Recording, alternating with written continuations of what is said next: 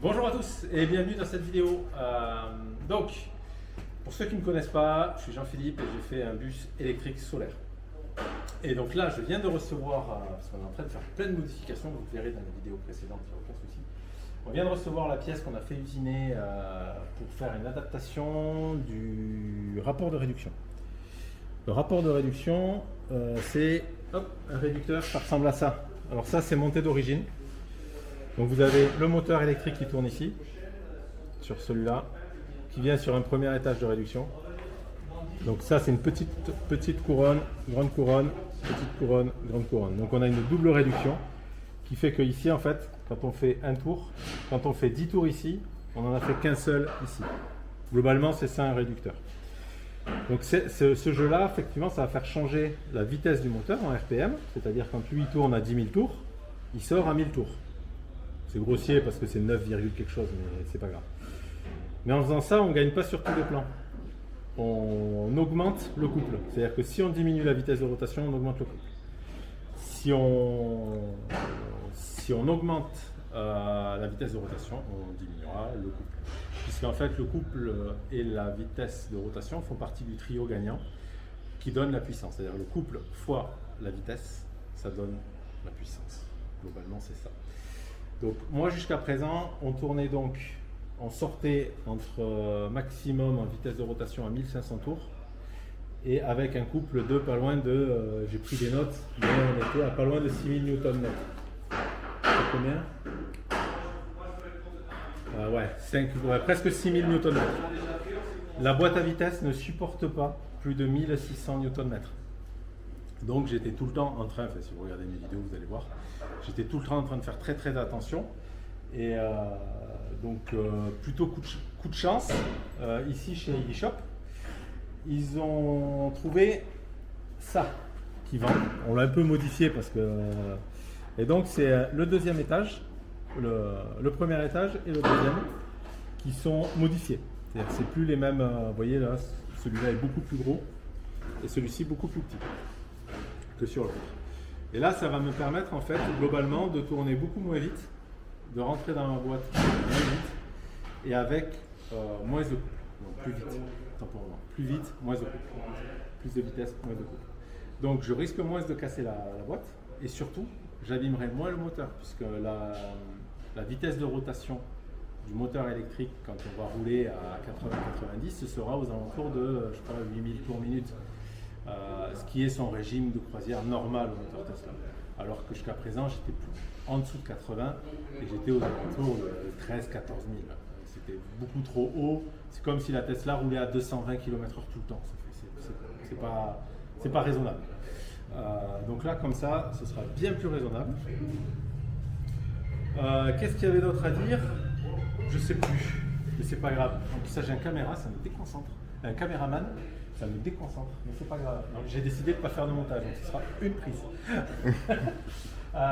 Donc on va demander à Yonot. Yonot, c'est spécialiste des moteurs chez eShop. Et en fait, il démonte ses moteurs, je pense, les yeux fermés. Je pense que la nuit, il doit faire comme ça.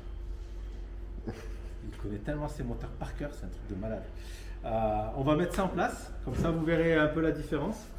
Et après, je vous donnerai quelques chiffres globalement, parce qu'il fait petit tableau comme ça, trop joli. À la mano, oui, bien sûr. Le temps de rien. Allez, on coupe, on fait le changement et on remonte ça.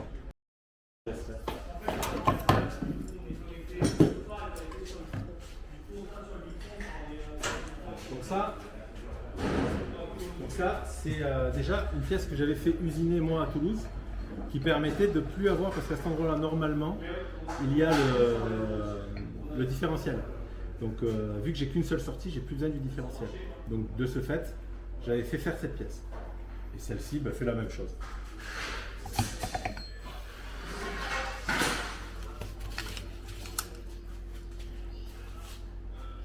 On voit bien la différence de taille entre les deux là. Ouais, là, on commence Non, pas vraiment parce que mon cadrage est pas très bon, mais ouais, là, quand même. si on les met côte à côte, Si on les met côte à côte. timing. Ouais, Ok. c'est pas du tout la même. Par contre, alors moi ce qui me fait un petit peu peur, mais ça a été calculé, donc bon, on va faire confiance au calcul. Après ça, on va faire des essais un peu violents et on va voir si ça casse ou pas. Ce qui me fait un peu peur, c'est que sur le Tesla d'origine, on avait des grosses dents pour envoyer le couple à la fin. Mais on avait 6000 Nm. Maintenant, sur celui-là, il y a des plus petites dents, ce qui me faisait un petit peu peur. Mais malgré tout, on sort que 2500 Nm, donc 2 fois moins. Donc les dents sont moins grosses. On va voir si ça casse. Ça sera une vidéo aussi. On va y mettre le compte. Tant que l'or, elle n'est pas revenue, on va essayer d'y mettre le compte. Tant qu'elle n'est pas là. Allez, on monte ça, excuse-moi.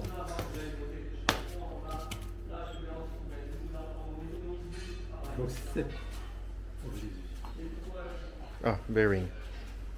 Ah, il y a un bearing.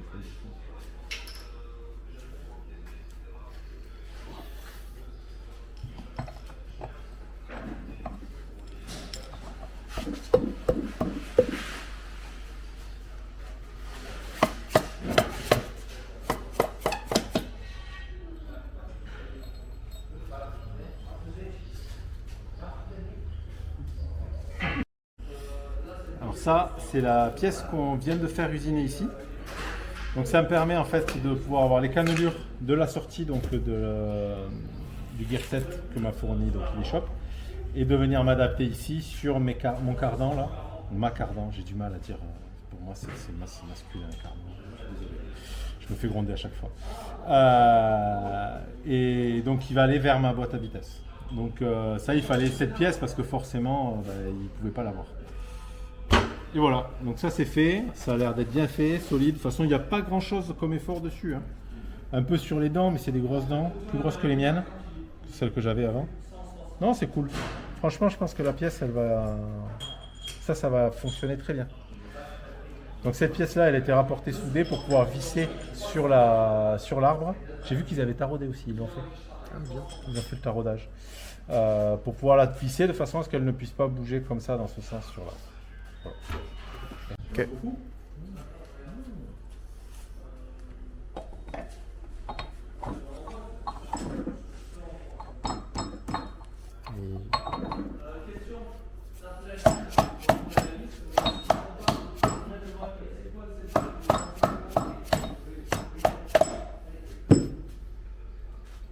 Voilà.